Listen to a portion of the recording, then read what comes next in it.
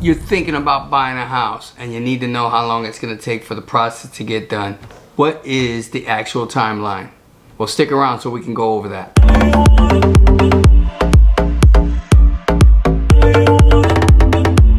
Yeah, I was calling to speak to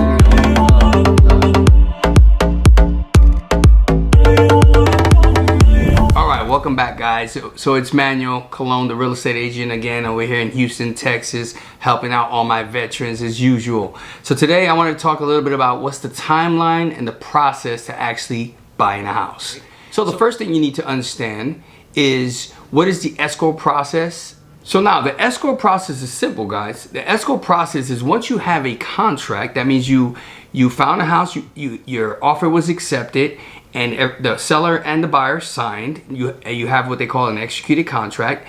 Now you're gonna send that contract to a title company. So in the state of Texas, we have to open escrow in order to exchange title, exchange a deed from the seller to the buyer.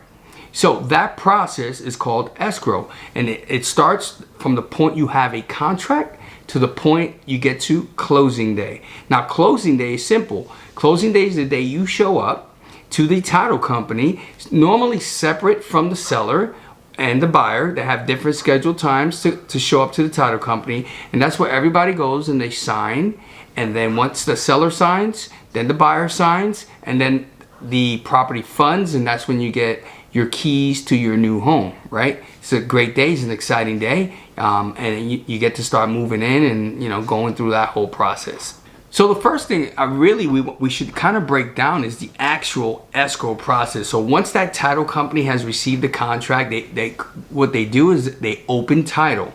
So that process is when they receive the contract, they open title, and then they start reaching out to the seller and the buyer and say, hi, we're the title company that's been selected. We received the contract, and we're gonna wait for two things, or they're gonna wait for one thing. They're gonna wait for the contract, and then they have 3 days here in the state of Texas to get the earnest money. The earnest money is gonna come from the buyer, and the buyer is gonna give typically 1% or up to 1% of whatever they're purchasing, and that will go normally a cashier's check to the title company, and that's a good faith. It's an earnest check so that the seller understands that the buyer is serious about buying the house. That is the very first thing that's gonna happen within the first 3 days of that title company. 1, receiving the contract, 2, opening title, and 3, receiving that earnest check, okay? Now, the next thing that's gonna happen is typically it's gonna be a 7 to 10 day inspection period, right? So this is where it's taking a little bit more time to actually get through that process. So it's more time added.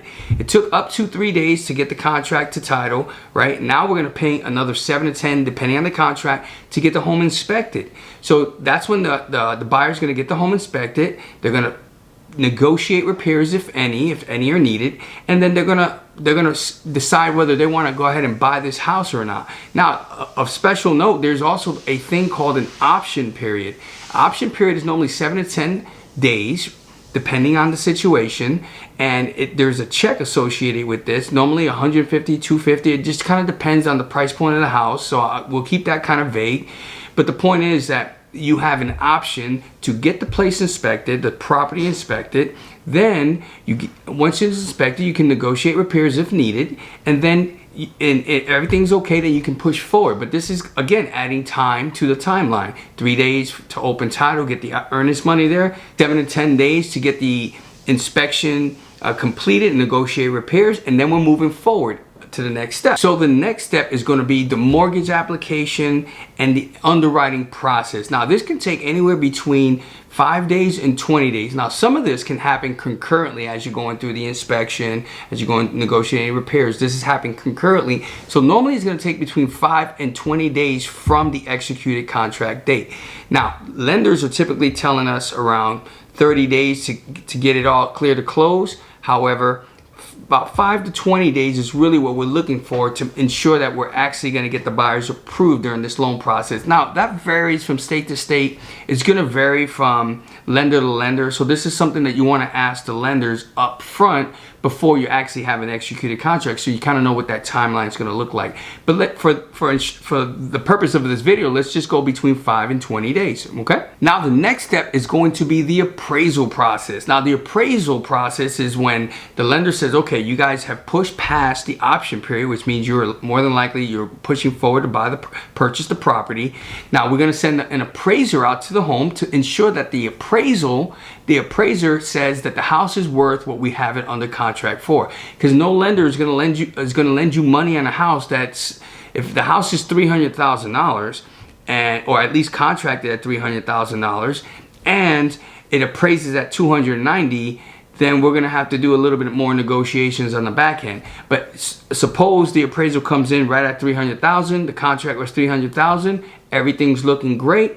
That's when the lender is going to go ahead and lend the money on that, when the appraisal is one of the last things that you're going to see after the underwriting process has taken place, okay? So that's the next thing that's going on. Now, very exciting, because we're getting closer to the end. We get the final approval and the bank is going to give you something called a clear to close. And this is a great thing because now they're going to send the closing instructions to the title company. They're going to contact the seller.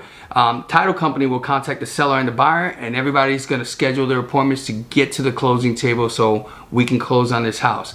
The transfer of ownership will go from the seller to the buyer. Okay, this is a good sign that you're moving right along. Now that clear to close is going to happen, I'd say about 5 days after the appraisal has been given, up to 5 days after the appraisal is given. And most lenders are going to give it maybe a little bit quicker than that, okay? Now, before you actually get to the closing table, you got to do a final walkthrough on your property. Make sure that whatever negotiations were actually agreed upon prior to closing, that they actually happened and they took place. Because you're not going to want to close on a property and then figure out that none of the repairs that you negotiated up front were actually repaired. So you do that during a final walkthrough, which would be normally the day before closing or the morning of, but I would recommend the day before. And then the following day is when you're going to get a call you're going to have the appointment from the title company to show up so you can do your closing. Now this process is, I would say, about 60% of people are very unclear about this process.